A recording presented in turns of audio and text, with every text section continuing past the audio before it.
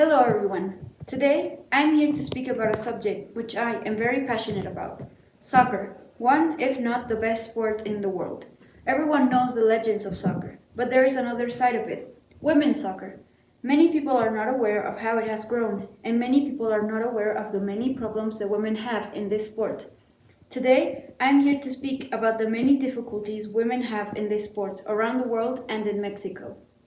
Many people see me standing here today and maybe think that I am a girl who's speaking about women's soccer, and yet I support a men's team. Then I'm the wrong person to talk about this subject, and maybe I'm too immature to stand here and speak. But see, this is where the problem starts. Ask yourself if you're wrong. I'm just a girl, and yet I know that in the league here in Mexico, women make 183 times less money than a man, even though the women's tournament is loved very much. But who knows, I'm just a girl. I'm just a girl, and yet I know many women who had to go to another country to pursue a career in soccer, such as Natalia Gomez Junio, who moved to Iceland and started her career there. Does anyone have to go to those lengths to play soccer? I don't think so. But who knows, I'm just a girl. I'm just a girl, and yet I see that it is ridiculous that just this year, the first soccer stadium made for a women's soccer team was built.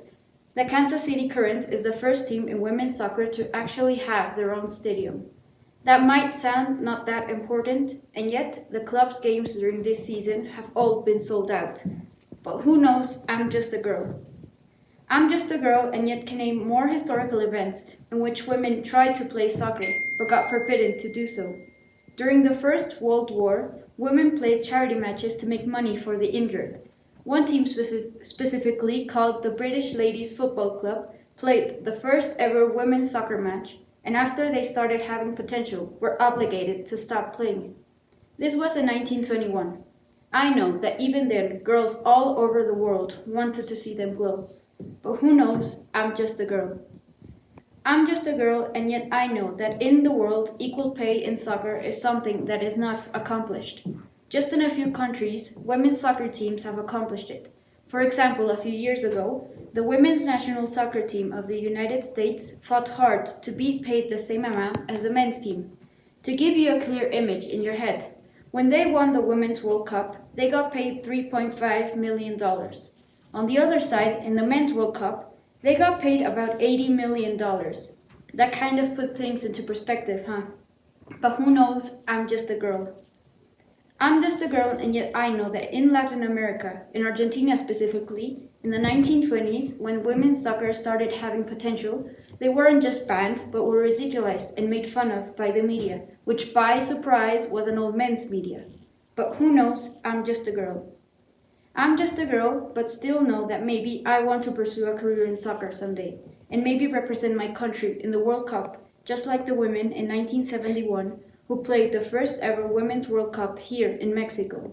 Even though it was an incredible event, many don't speak of it, because many people forgot about it soon after, and just because it wasn't recognized by FIFA, which at the time were just a few scruffy old men who thought that the women were having too much attention. But who knows, I'm just a girl. During this speech, I've mentioned something repeatedly that is not true. I'm not just a girl. I'm a person who wants to live in a world where women's soccer is not made fun of. I want to someday live in a world where it is easy to start a career in soccer, no matter where you are. I want to live in a world where I don't have to move to Iceland or any other country to have a career, and if I make it, I want to get paid the same as the men, even though I'm just a girl. I want to walk into a stadium that I can call my own, because I matter too, and see my name written on the dressing room, because even though it might seem like a small thing, it matters too.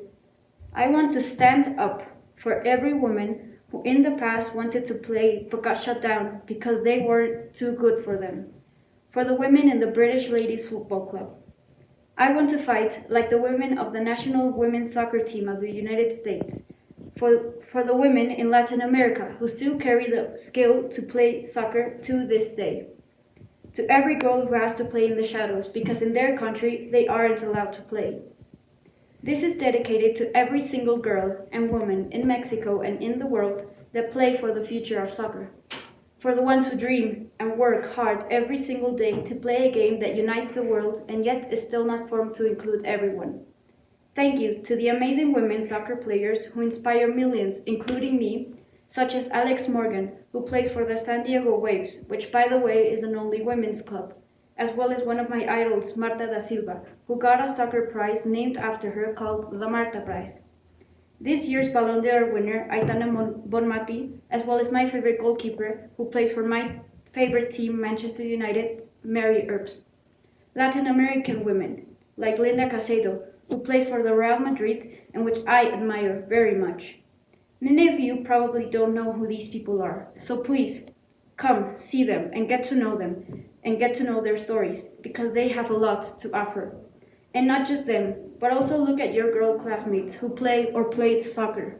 She probably had to grow up playing with the boys and not be given the ball a single time during a match because she wasn't taken seriously. I stand beside them here today to fight for the future of women's soccer because they aren't just girls, they are women, and I am not just a girl. Thank you and good day.